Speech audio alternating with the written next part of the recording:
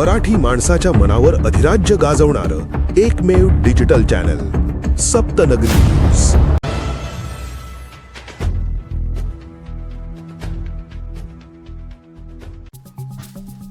प्रतापपूर येथे एक बिबट्या जेरबंद, आणखी 2 मोकाट असल्याने नागरिकांमध्ये भीती।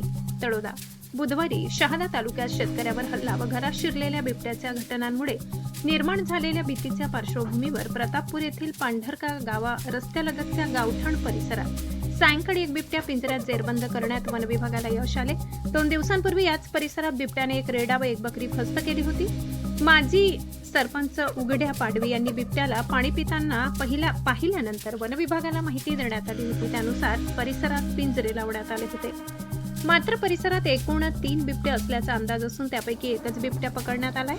उर्वरित 2 बिबटे अद्याप मोकाट असल्याने ग्रामस्थांमध्ये भीतीचे वातावरण कायम आहे। त्यामुळे वन विभागाने आणखी पिंजरे लावून उर्वरित बिबट्यांनाही जेरबंद करावे अशी मागणी नागरिकांकडून करण्यात येत आहे। कारवाईत गिरधर पावरा, श्रीमती अहिरे, पंकज पावरा, छोटू पावरा, मुन्ना इंद्रजीत, दिलीप पधाने, कृष्णा गुंजाडे व ग्रामस्थांनी सहकार्य केले।